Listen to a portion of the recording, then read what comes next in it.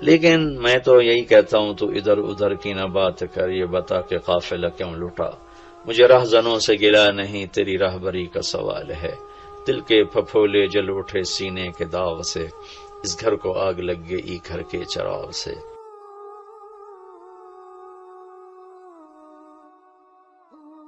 آخری اشرہ جہنم سے آزادی کا ہے۔ نبی پاک صلی اللہ تعالی علیہ وسلم ساری زندگی اعتکاف بیٹھے آخری اشرہ میں۔ بدر کی جنگ 17 کو ہوئی تو واپسی تک رمضان گزر گیا، تو نہیں بیٹھے۔ فتح مکہ رمضان میں ہوا تو یہ 2 سال آپ مدینہ سے باہر تھے، باقی 8 برس آپ مدینہ میں تھے، اعتکاف فرمایا۔ آخری 10 ہجری میں جب 11 ہجری 12 ربیع الاول آپ دنیا سے تشریف لے گئے، 10 ہجری آپ نے 20 دن کا اعتکاف فرمایا، اور جبریل کے ساتھ قرآن کا دور 2 دفعہ فرمایا۔ ایک دفعہ آپ نے رمضان میں کسی وجہ سے اعتکاف اپنا ملتوی فرمایا، کینسل فرمایا، تو وہ شوال میں 10 دن آپ دوبارہ اعتکاف میں بیٹھے۔ اعتکاف کا موضوع آقا کہتے ہیں مڑ جانا، پھر جانا، پلٹ جانا۔ تو اعتکاف کا مطلب ہے کہ اس طرح یکسو ہو کے بیٹھنا کہ دل اللہ کی طرف پھر جائے، دل اللہ کی طرف مڑ جائے۔ تو اس لیے 10 دن مسجد کے اندر رہنا اور صرف اللہ سے راز و نیاز اور اللہ کے تعلق بنانے کی کوشش کرنا۔ اللہ کا فضل ہے، ہمارے ملک میں کیا پوری دنیا میں بہت شوق سے اعتکاف میں لوگ بیٹھتے ہیں۔ جب رمضان گرمیوں میں نہیں تھا تو جانا ہوتا تھا حرمین میں، تو ماشاءاللہ جگہ نہیں ملتی تھی بیٹھنے کی، اتنے اعتکاف کرنے والے لوگ ہوتے تھے۔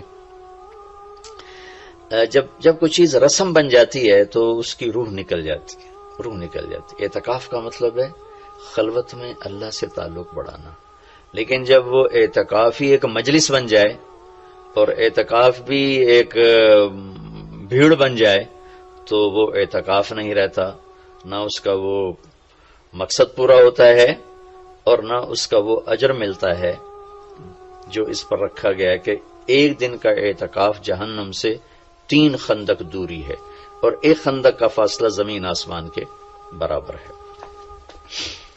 تو اعتکاف کا صحیح فائدہ تب ہے جب آپ بیٹھنے سے پہلے علماء سے پوچھ لیں کہ کیسے بیٹھنا ہے، کیا طریقہ ہے۔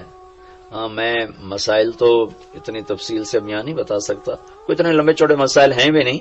مسجد کی پابندی کرنی ہے، مسجد سے بغیر ضرورت کے نکلیں گے تو اعتکاف ختم ہو جائے گا، بس اتنی سی بات ہے۔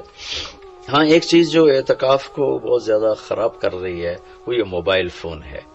اب ہم جا رہے ہیں کہ ہمارا اور اللہ کا تعلق قائم ہو جائے، اور موبائل نے تو زندگیاں خراب کر دی ہیں، نجی زندگیاں خراب ہو گئی ہیں، تعلق خراب ہو گئے ہیں، اور صحتیں خراب ہو گئی ہیں۔ بہت زیادہ اس کا استعمال ہے ہماری قوم میں۔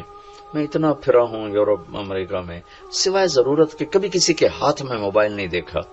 یہاں دیکھو ہاتھوں میں موبائل پکڑ، 2 موبائل پکڑ کے چل رہے ہیں، کوئی کاروباری بھی نہیں ہے، کوئی بڑے زیادہ مصروف بھی نہیں ہے، 2 3 موبائل رکھے ہوئے ہیں۔ اس قدر احمقانہ حرکتیں ہیں، گاڑی چلاتے ہوئے موبائل سنتے جا رہے ہیں۔ میرا ایک بہت پیارا دوست اس حادثے کا شکار ہوا کہ سامنے والا وہ یہ تو اپنی صحیح لائن پہ جا رہا تھا، وہ اس پہ چڑھ گیا، اس کا تو کھیل رہا اور میرے ایک دوست قیمتی کی جان چلی گئی۔ تو ہمارے یہاں بہت بے احتیاطی ہے۔ تو کم از کم یہ 10 دن آپ مسجد میں جا رہے ہیں، موبائل گھر چھوڑ کے جائیں، لیپ ٹاپ گھر چھوڑ کے جائیں، اور کئی ویڈیو گیم کھیل رہے ہوتے ہیں، بھائی تو اعتکاف نہ بیٹھ، گھر جا کے بیٹھ جا، اور موبائل پہ لگے ہوتے ہیں، لیپ ٹاپ ساتھ لے کے جاتے ہیں، وہاں کاروباری سلسلے چل رہے ہوتے ہیں۔ یہ کام تو آپ سارا سال کرتے ہی رہے ہیں۔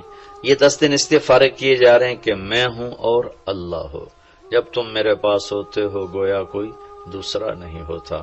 اس طرح اللہ کے ساتھ تعلق بن جائے، اس طرح اللہ پاک کی محبت نصیب ہو جائے کہ پھر ساری زندگی اللہ ہی اللہ ہو، ہر وقت۔ وَإِذَا احفظ اللہ یحفظک، احفظ اللہ تجدہ تجاہک، اپنے اللہ کو اپنے سامنے رکھ اللہ تجھے ہر وقت اپنے سامنے رکھے گا.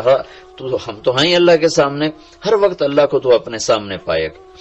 تو اعتکاف میں بھیڑ اور رنگ برنگے کھانے اور لمبے چوڑے دسترخوان اور بے حساب افطاری سحری، یہ ساری چیزیں اس کی روحانیت کو ختم کرنے میں یہ نہیں کہتا کہ اس کا اجر انشاءاللہ ملے گا، لیکن ایک نوجوان ماشاءاللہ اکثر نوجوان، یہ فیصل مسجد اسلام آباد میں تو سینکڑوں لوگ اکٹھے ماشاءاللہ اعتکاف میں بیٹھے ہوئے ہوتے ہیں.